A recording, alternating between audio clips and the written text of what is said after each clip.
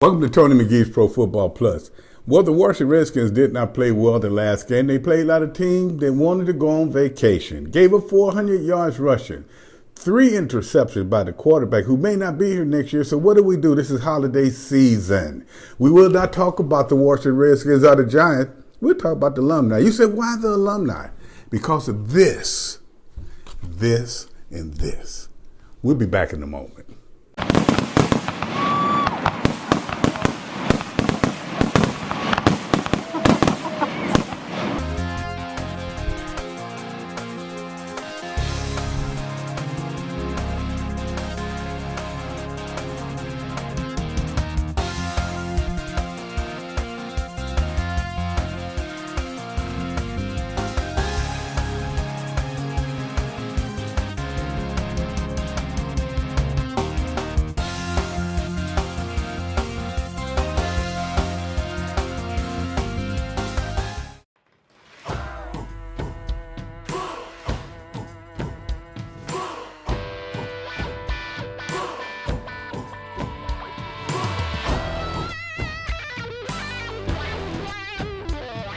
It takes hard work, grit, and determination to become a professional football player like Luke Kuechly. But it only takes 15 minutes to see how much you could save on car insurance with Geico.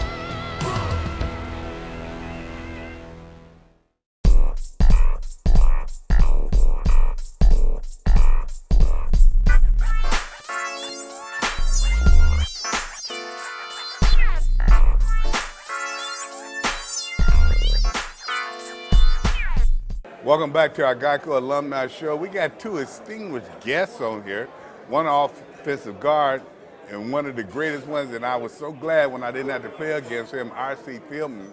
And then we have Darian McCants, 6'5", great artist, as well as a great receiver who should still be playing.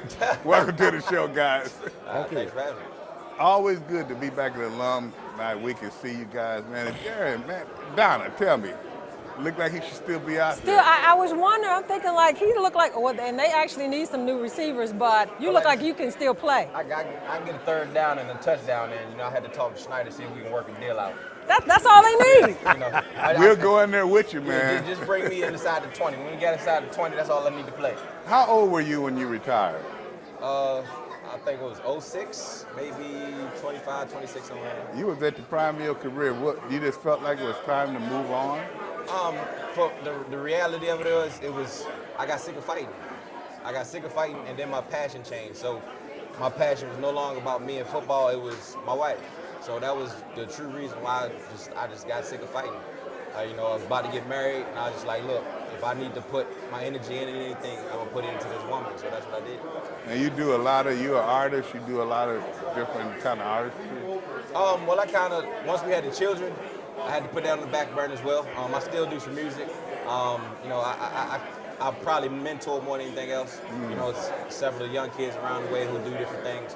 I help them out just on the business side of all the strokes that I done took to get to where I was, and try to help them avoid those pitfalls. Giving back. R.C. Yes, sir. My man, offensive guard, one of the best ever. Did you play center as well at some time? I did a little bit, but mainly guard in the NFL. Yeah. And you've been a uniform inspector. Another spot. 24 years. That's right. 2 spies in the house. me and you are the fine guys. Right. How many of us are there still left that started with? About 10 of us, maybe? Yeah, 15? maybe that. But we've been doing it for it's about 25 years, hasn't it, Tony? Yes, this is our 24th, but now I'm equating this to football. For years, they told us they could not give us a raise. Then 2 years ago, they bring in other people and give them the same money we make. And it seems like we're training our replacees. Isn't that the way the NFL is, though? Exactly. That same thing happened. That's why we're sitting up here now as alumni. The older you get, they want you to be a leader and train your replacement and then shift you out the door. Exactly. Well, let me ask you this.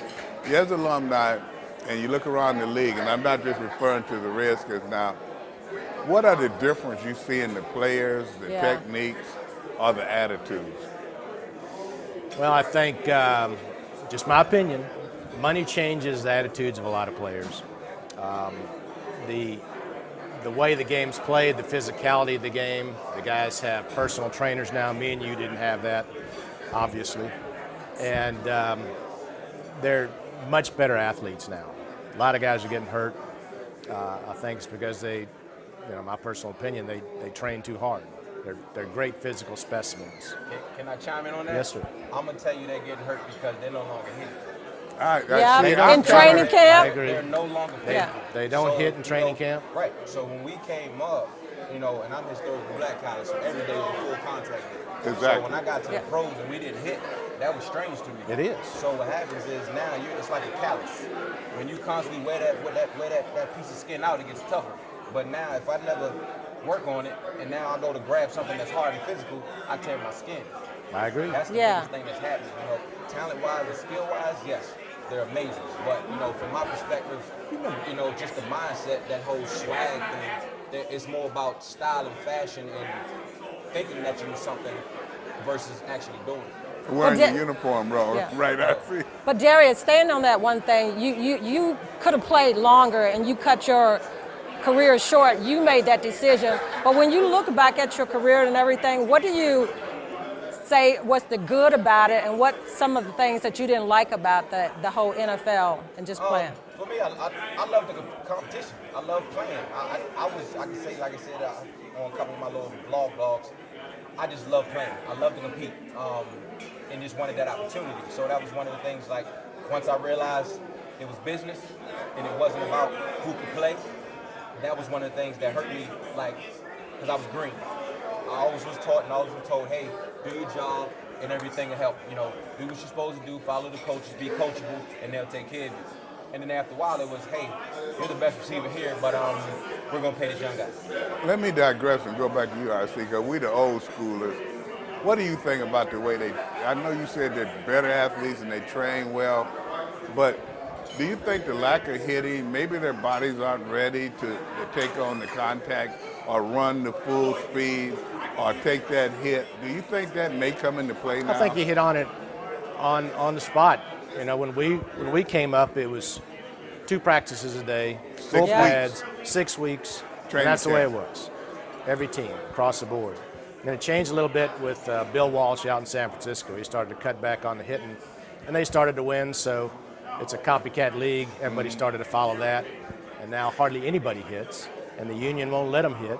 14 times during the course of a year. Right. A season. 14 times you can hit in practice. We hit every day. And training camp too. Y'all had 2-day practices. You were hitting in the morning and the evening. 6 weeks of 2 a day. Yeah. Yes. And you didn't get hurt as much. Exactly. We didn't. And I tell you what, it made us tougher, build our character, and that little bitty injury that they get now, we played through there. I played 14 years, I missed 1 game. Yep. And we hit all the time. All the time. And now you look at it, a wide receiver such as you, he's going to make the fingertip catch, he pulls a hamstring. Or they tear Achilles. All that is, your body's not ready for that. It's not ready. You try to take your body from 0 to 100, it's not going to happen. Being with the Washington Redskins, what were some of your fondest memories? First, you, RC. Well, I came here from Atlanta, and what I remember, other than winning the Super Bowl, is my first week in practice with Washington. I came from 8 years of not much success in Atlanta to where they expect you to win the division and then be in the Super Bowl every year. And that was an eye-opening experience that first week of practice. I'm telling you, the intensity and the class of players you're playing with, it was like night and day. And you see why Gibbs had such a machine back in the 80s. It was a great group of guys, as you know. And it was just a wonderful experience, 4 years. Got a ring out of the deal, worked out good for me. There you go. Nice ring, I must say, too. Very nice. Darian, tell me a little bit about your For me, it was always the locker room. The locker room was great. And then, of course, for me personally, because I'm a hometown boy, beating the Cowboys. So we seen D. Green retire on the win against the Cowboys, and then the next time I played him, I got the game ball. So for me, it was beating the Cowboys, man. Yeah. I'd always seen that rivalry coming up as a kid. What are you doing now? Me now, I'm a personal training coach. So I coach at the different local high schools in Ashburn, and I'm a personal trainer. So ideally, I work with kids more than anything else. My degree is in education, so I don't want to work with the school system, so I teach through athletics. I'm getting Personal ready to take trainer Donna Tony Hopkins out. I know Tony what kind of you're like getting ready need to say. a personal trainer. He's looking for one. He's looking for someone Yeah, 'cause to I'm getting whip ready him to into take her shape. out. She's challenged me. He's going to need the best. Come on, I'm ready. He's going to need the best trainer. You got about 10 years to go back and get me right. RC, I want to ask you this because I just want to know, is my experience. You've been doing the uniform inspection for 24 years, as I have. Yes, sir. Have you equated that the teams with the most violations, they're not the teams you usually see in the Super Bowl? There's, yes, pretty much. The violations are less on teams that have discipline from the top. It's from the owner down. And how the head coach manages their teammates or their players is indicative of how they wear the uniform. Mm-hmm. Yeah. And if they come out and they're shabbily dressed, I know it's going to be a train wreck during the day, as me and you have found out, writing up violations. But it's also equates to discipline in my head that they're not. The coach is saying, you guys just go ahead and do what you want to do. You got to have a leader, and Gibbs was always a great leader with us. And I don't know. I can say the same thing. Did Coach you ever get? Schottenheimer. Nobody ever wrote you up though, did they? I doubt it because I was a uniform guy. Like for me, everything has a purpose. Exactly you know, right. My first year, I actually wore my knee pads and my thigh pads. Sure and then did. I remember that. Everybody was like, Why are you wearing knee pads? I was Right. like- Old school. I was like, I'm supposed to. They was Did like, I ever have nah. to find you? I don't think I ever find you. No, like I say, I'm a good guy. He said his I'm name always wasn't gonna on your find paper. Right. You might have talked to me and told me to do something. If I paid attention to it, You usually like it to was wear your something socks really high, the white part of Yes, it, sir. and you would change it when I asked. All right, if you I actually got do you in my documentation. I can come back and get you now. You're gonna get a package on Thursday. Right. But Tony, isn't it the same guys every week? Me and you Every write week. up. And Every you the know same what guys. bothers Ain't you? no discipline. I can go back Some 5 or 10 years ago and see the Exactly. same names. Same on it. name. You don't even have to. You just go. Like when I do it, I start my list because I know those guys are going to be on there. However you. Yeah, and they never change. But just chiming in what he said, that was one of the things when Coach Schottenheimer had said to me before, he had left. He was like, the reason why he would never come back to the NFL is because now they paying these guys so much money that they don't believe they have to listen to the head coaches. So it's like if you're not You're willing right. to listen to your guy who's supposed to be leading you on this field, who you gonna listen to? I tell you what, it's so good to have Change. you guys on. Donna, you better get with him because I'm going to destroy you. Guys, Hey, you heard he's it from gonna need R.C. about Philbin 10, and 20 Darian weeks. McKent, two of the greatest Redskins ever. When we come back, we have more of the Redskins alumni. We'll be back in a moment.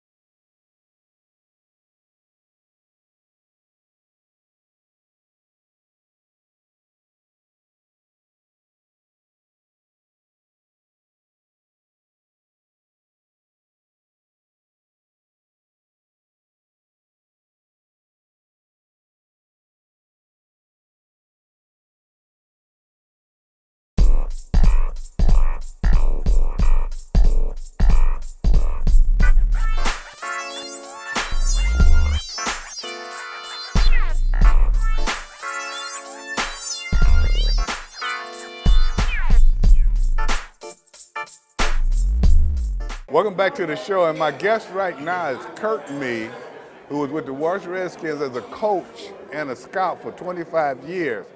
And then I got Ken Barefoot, one of the best tight ends that I know about, and a great guy.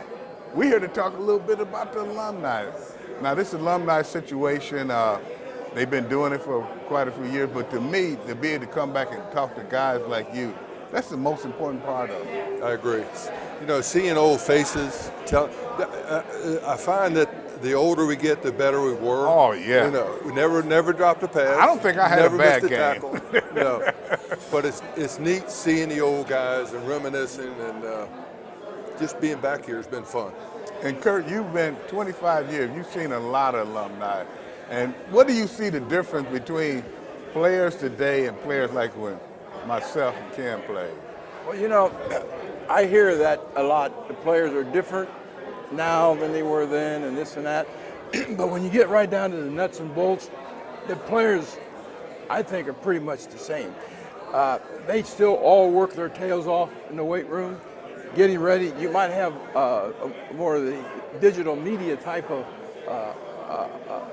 going on that occupies their time. Mm-hmm. But as far as football is football, it hasn't changed a whole lot, I don't think. And the players, they're just as dedicated, but there's so much more exposure, so much more media outlet with the cable and TV and social media, and the social media.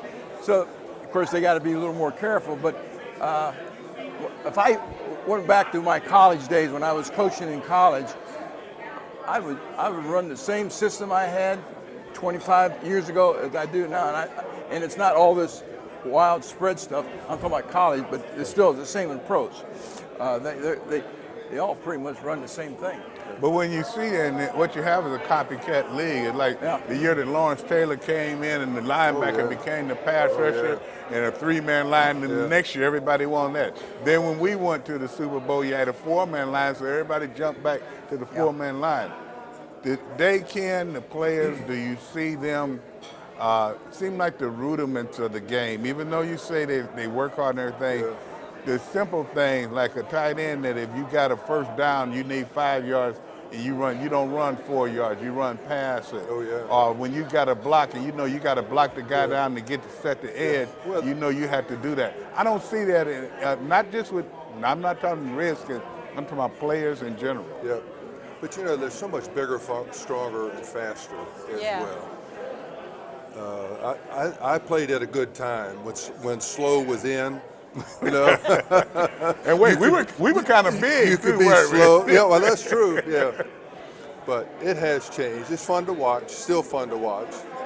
And like you said, it's blocking and tackling. Same old stuff.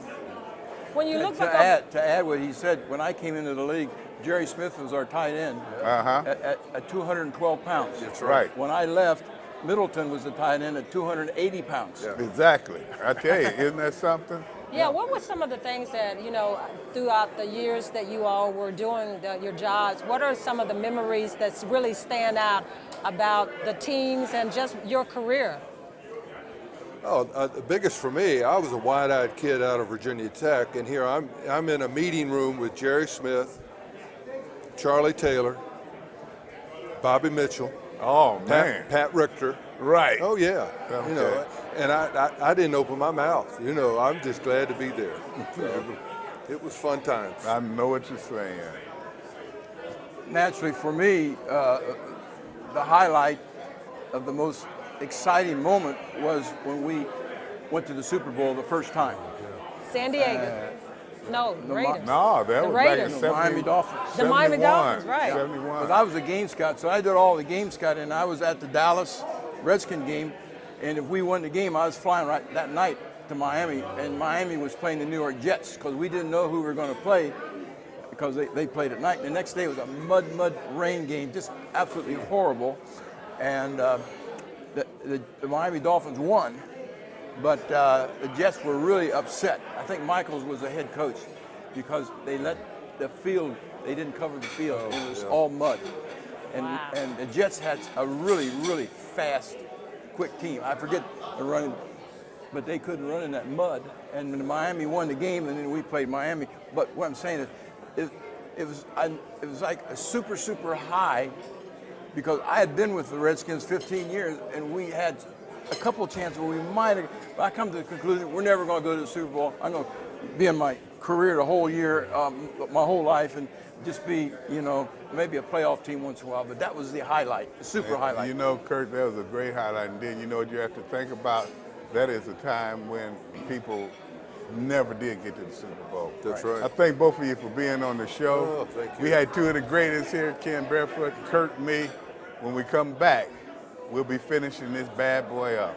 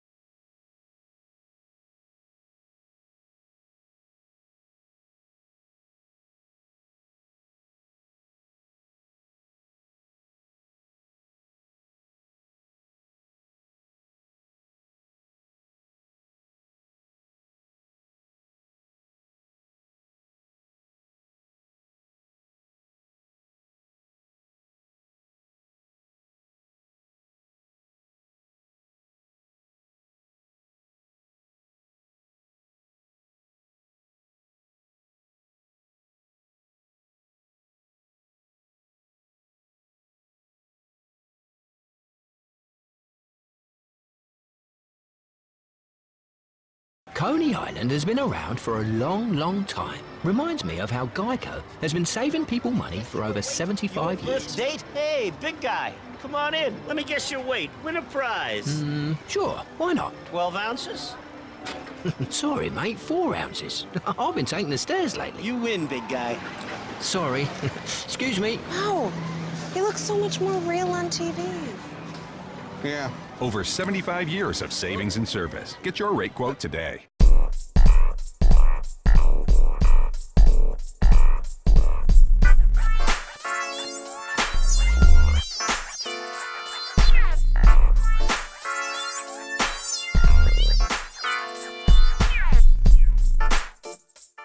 I'm here with the great Derek Dockery. Derek, talk to me about being back for Alumni Homecoming Weekend.